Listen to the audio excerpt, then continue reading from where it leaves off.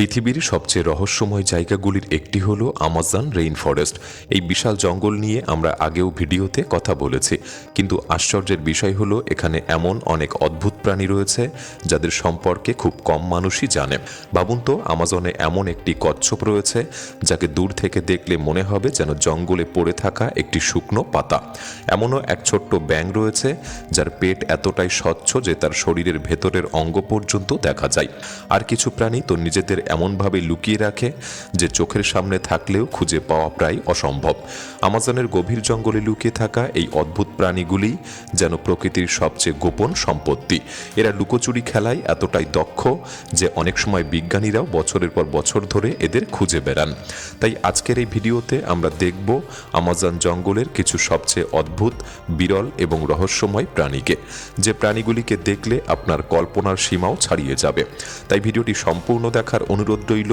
আর নতুন বন্ধুরা অবশ্যই পাশে থাকা সাবস্ক্রাইব লেখাটি প্রেস করে বেল আইকনের অল অপশন সিলেক্ট করুন। আমাজন লিপফিশ। আমাজন নদীর জলে এমন একটি মাছ আছে যাকে প্রথমে দেখলে অনেকটাই মাছ বললেই ভুল হবে, কারণ এই মাছটি দেখতে ঠিক শুকনো পাতার মতো।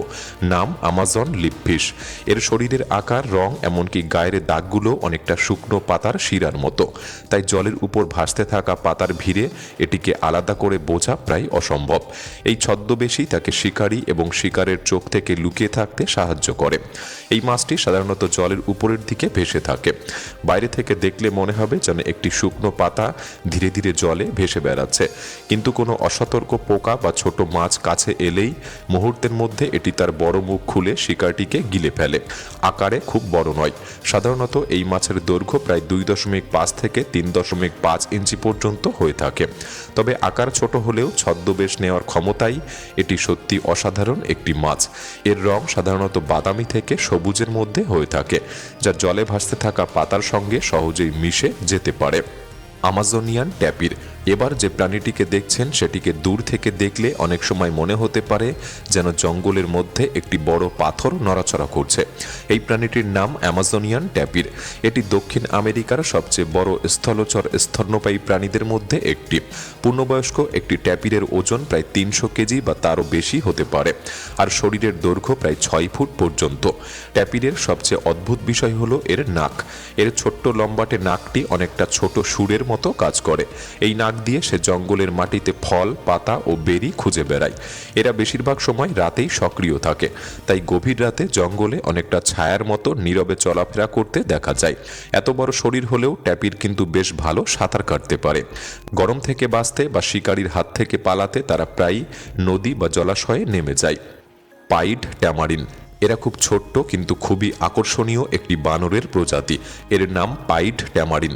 আকারে ছোট হলেও দেখতে বেশ আলাদা। এর শরীর কালো রঙের হলেও মুখটি একদম সাদা, ফলে দূর থেকে দেখলে মনে হয় যেন মুখে সাদা মুখোশ পড়ে আছে। এই বানরগুলি খুবই ছোট, সাধারণত শরীরের দৈর্ঘ্য প্রায় 9 ইঞ্চি, আর লেজ প্রায় 15 ইঞ্চি পর্যন্ত হতে পারে। পাইড ট্যামারিন মূলত ব্রাজিলের মানাউস অঞ্চলের আশেপাশের জঙ্গলে দেখতে পাওয়া যায়, কিন্তু শহর বড় হওয়ার কারণে তাদের বাসস্থান ধীরে ধীরে কমে আসছে। তাই এই প্রজাতিটি এখন বেশ ঝুঁকির মধ্যেও রয়েছে। এরা গাছে গাছে লাফিয়ে বেড়াতে খুবই দক্ষ, অনেকটা দক্ষ জিমন্যাস্টের মতো এক ডাল থেকে আরেক ডালে সহজেই চলাফেরা করতে পারে। আরেকটি মজার বিষয় হলো এরা বেশ বাচাল স্বভাবের। বিভিন্ন ধরনের চি চি শব্দ, শীষ বা ডাকের মাধ্যমে একে অপরের সঙ্গে এরা যোগাযোগ করে। সাধারণত এরা ছোট ছোট পরিবারে থাকে এবং দলবদ্ধভাবেই জঙ্গলের মধ্যে চলাফেরা করে। মাটা মাটা টার্টল। আমাজনের জঙ্গলের নদীনালায় এমন একটি কচ্ছপ আছে যাকে দেখলে অনেক সময় মনে হবে যেন জলের মধ্যে পড়ে থাকা কোনো শুকনো পাতা বা গাছের বাকল। এই অদ্ভুত কচ্ছপটির নাম মাটা মাটা টার্টেল। এর খোলস খুবই খসখসে এবং উঁচু নিচু কাঁটাযুক্ত, যা দেখতে অনেকটা গাছের বাকলের মতো মনে হয়। আর এর মাথা ও ঘাড়ের চারপাশে ছোট ছোট চামড়ার ঝুল বা ভাঁজ দেখা যায়, যা এটিকে আরও অদ্ভুত চেহারার করে তোলে। মাটা মাটা কচ্ছপ সাধারণত খুব ধীর ও শান্ত স্বভাবের হয়ে থাকে, কিন্তু শিকার ধরার সময় এটি বেশ চতুর কৌশল অবলম্বন করে। এটি জলের মধ্যে একদম স্থির হয়ে পড়ে থাকে, চারপাশের পাতা আর আবর্জনার সঙ্গে প্রায় মিলে যায়, এবং কোনো মাছ অসাবধানভাবে কাছে এলেই মুহূর্তের মধ্যেই এটি তার বড় মুখ খুলে দেয়। তখন হঠাৎ তৈরি হওয়া জলের টানের সঙ্গে মাছটি সরাসরি তার মুখের ভেতরে প্রবেশ করে, অনেকটা যেন ছোট্ট একটি ঘূর্ণির মতো জল শিকারকে নিজের দিকে টেনে নিল। Glass frog. এবার যে প্রাণীটির কথা বলবো সেটি যেন প্রকৃতির এক বিস্ময়। নাম গ্লাস ফ্রগ বা কাচের ব্যাঙ।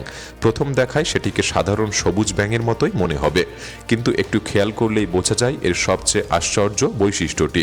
এর পেট প্রায় স্বচ্ছ বা কাচের মতো, ফলে অনেক সময় এর ভেতরের অঙ্গ প্রত্যঙ্গ পর্যন্ত দেখা যায়। এই স্বচ্ছ শরীর আসলে তাদের জন্য একটি দুর্দান্ত ছদ্মবেশ।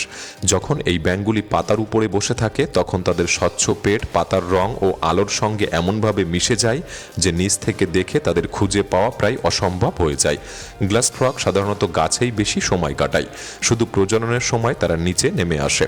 তখন তারা জলের উপর ঝুলে থাকা পাতার নিচের দিকে ডিম পাড়ে। পরে যখন ব্যাঙাচি বের হয় তখন তারা সরাসরি নিচের জলে পড়ে তাদের নতুন জীবনের শুরু করে।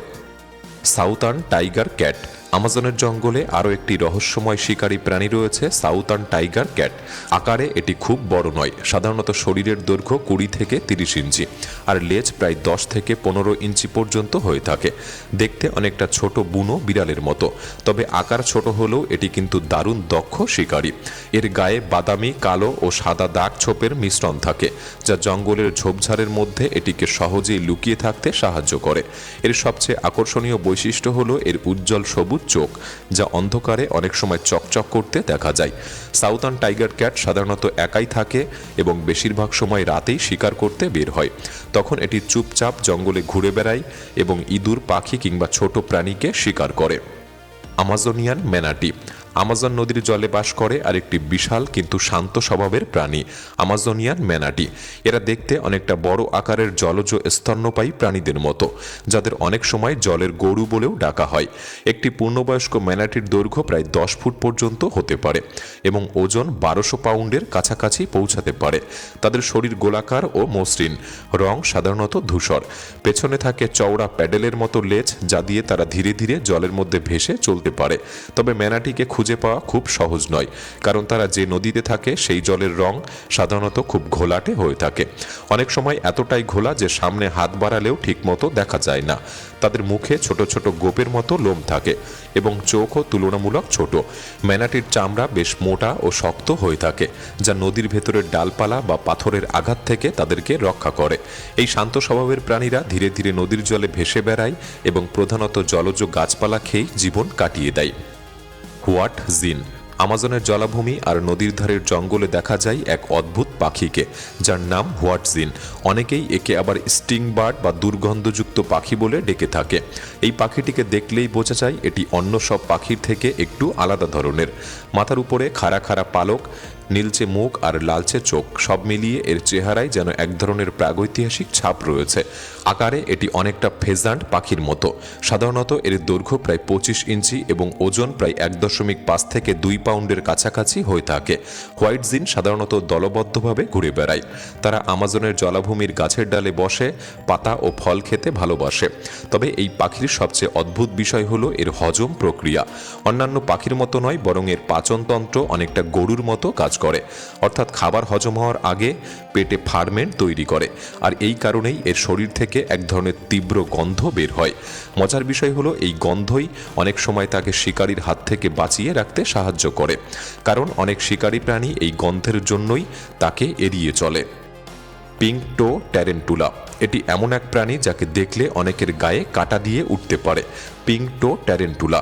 এই মাকড়সার শরীর সাধারণত গাঢ় রঙের হলেও এর পায়ের ডগাগুলি উজ্জ্বল গোলাপি রঙের হয়ে থাকে, তাই দেখলে মনে হয় যেন কেউ পায়ের ডগায় গোলাপি রং লাগিয়ে দিয়েছে। আকারে এটি খুব বিশাল নয়। একটি পূর্ণবয়স্ক পিঙ্ক টো ট্যারেন্টুলার পা ছড়ালে প্রায় 5 ইঞ্চি পর্যন্ত লম্বা হতে পারে। এই মাকড়সাগুলি সাধারণত গাছে থাকতে পছন্দ করে।